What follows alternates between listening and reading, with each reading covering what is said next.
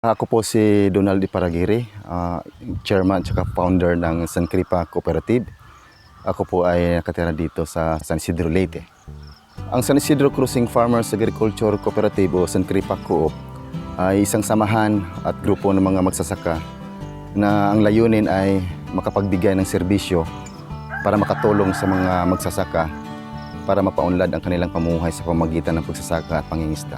Kami po ay registered sa Cooperative Development Authority at saka accredited din kami sa mga iba't ibang government agency. Sa ngayon, meron na kaming total of 176 members. Open for registration kami municipal-wide at yung pinaka-priority namin na pwedeng maging membro ay dapat magsasaka at mangingisda, lalo na pag meron silang area na kanilang sinasaka. Yung kooperatiba namin sa ngayon, meron kaming services tulad ng tractor services para sa land preparation ng kanilang sakahan. Meron din kaming shilling services para sa kanilang mga mais. At meron din kaming retailing store, parang kadiwa store na rin, tsaka meat shop. Kami po yung bumibili ng mga produkto na galing sa mga farmers. At saka sa ngayon, yung pinaka-latest namin, ito yung EI services. Ito yon, yung facilities na to, yung 30 Level Swine Multiplier Project.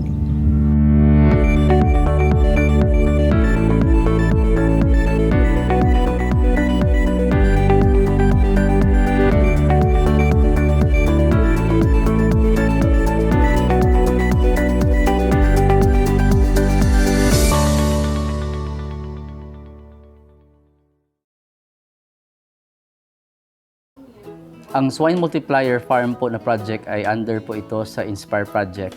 Ang Inspire Project po ay nabuo dahil po ito sa response natin sa ASF or African Swine Fever na nakakaapekto sa populasyon ng ating mga baboy kung saan yung industriya ng pagbababuyan ay nasisira o unti-unting bumabagsak.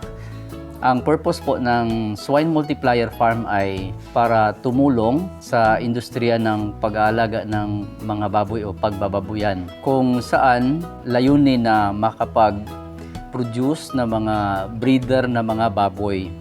Mahalaga ang proyektong ito para sa aming mga farmers at saka sa mga hog research dito sa aming bayan.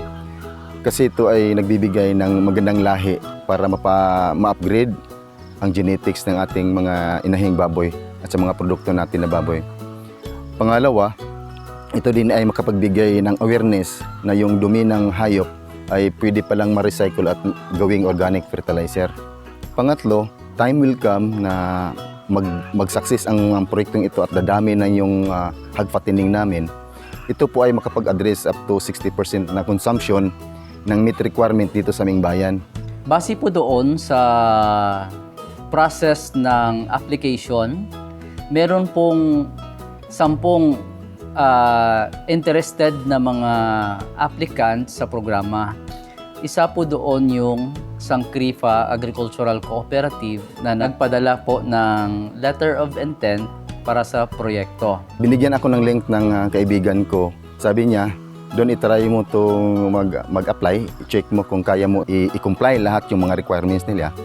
Kaya nung tiningnan ko yung list of requirements, halos lahat ng requirements doon meron naman kami. Kaya nag-try akong mag-email sa staff na naka-assign sa application.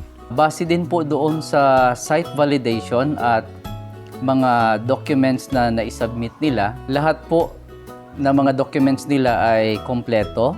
Isa din po sa nakita ng ATI, meron po silang sariling lupa na pagmamay-ari mismo ng cooperative. Meron sila na sariling farm, hindi lang po pag-aalaga ng baboy, kundi meron din po silang mga poultry, kung saan po ay nagproduce po sila ng mga table eggs. Vegetables po, kompleto din po. Mais, at saka yung kagandahan dito, lahat ng napoproduce nila mismo sa farm ay napupunta po mismo sa kanilang tindahan. Kompleto po yung kanilang business cycle, no? Or tinatawag natin yung value chain mismo ng negosyo nila. Malaking tulong yung mga naibigay ng ETI sa proyektong ito sa amin. Kasi sila ay nagbibigay ng mga training at saka seminar. Iba kasi yung ETI kung magbigay ng proyekto, meron na siyang kaakibat at package na mga training. Hindi pa man nabigay yung proyekto, meron na silang social preparation na binibigay sa mga beneficiary paano mapatakbo ng maayos ang proyektong ito. Pinadala nila ako doon sa ETCPA sa Batangas para i-train sa kurso ng National Trainers Course on Swine Artificial Insemination. Kaya doon ko na-realize na ang dami palang mga practices na mga mali sa ginagawa ko noon.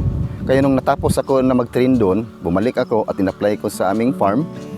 Ayun, naging effective naman at naging efficient yung lahat ng pamamaraan na tinuturo nila sa akin.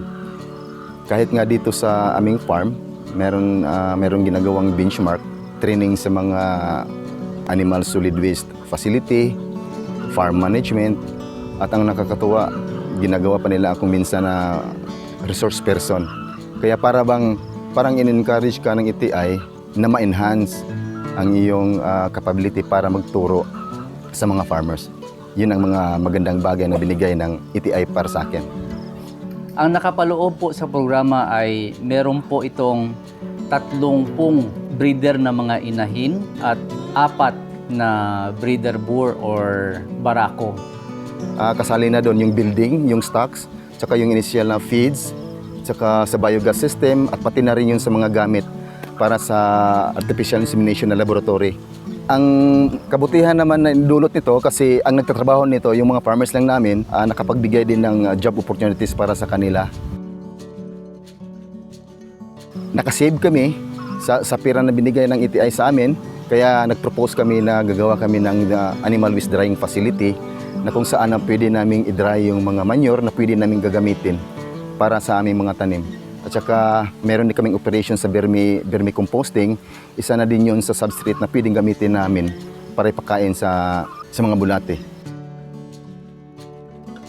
Sa proyektong ito ay wala pong babayaran yung organization sa Agricultural Training Institute, kundi yung pagbibigay nila ng serbisyo sa mga farmer sa pamamagitan ng pagpasa ng mga biik na mapoproduce po nila doon sa farm. Based sa agreement na napirmahan ko, isa sa guidelines sa proyektong ito na pwede kaming mag-repayment sa total amount ng project na binigay nila. Pero hindi in cash, kundi yung tinatawag natin na passing the gap in kind. Kailangan namin na makapag-dispose ng 500 plus na processed boar semen in bottle para i-serve sa mga farmers. Based sa agreement, kailangan din namin magbigay ng 640 na mga wean piglets na mga babae na pwede gawin inahin as breeder stock. Need din namin magbigay ng 420 na yung mga castrated na mga male na piglets at ibigay din na libre para sa mga farmers. Nagbibigay kami ng libreng artificial insemination sa kanilang mga inahing baboy. For the first of availment, libre po yan. For the second time, meron na silang babayaran pero mura na.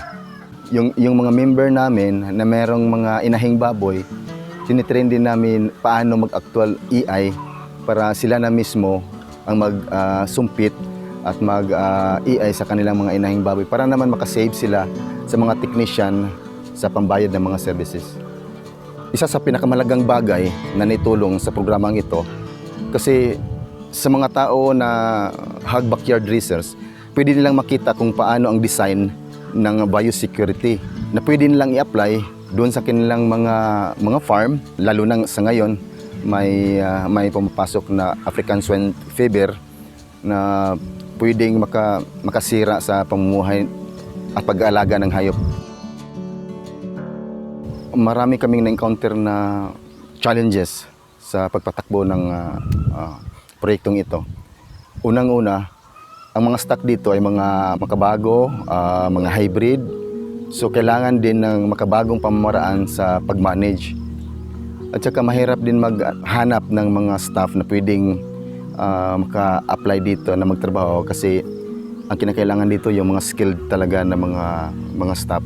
Pangalawa, since dumaan tayo sa ASF, halos lahat, pati commercial breeder farm, ay nag-restocking sa ngayon. Kaya yung demand talaga sobrang dami.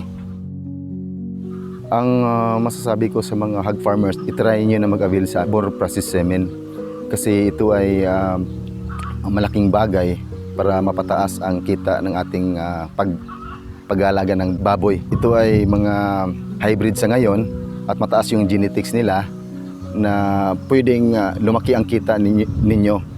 At saka pagdating din sa bintahan ng baboy, syempre, quality yung hogs na pinoproduce natin, hindi tayo magiging binabarat sa palengke mismo. At pwede na rin tayong makipag-compete sa mga commercial farms na nagpo-produce ng magandang lahi at nagpo-produce ng quality na karne na binibenta sa merkado. Pangalawa, ito ay magiging awareness din na yung dumi ng baboy ay pwede pala nating gawing organic fertilizer para naman makasave tayo sa gamit ng fertilizer para sa ating mga halaman.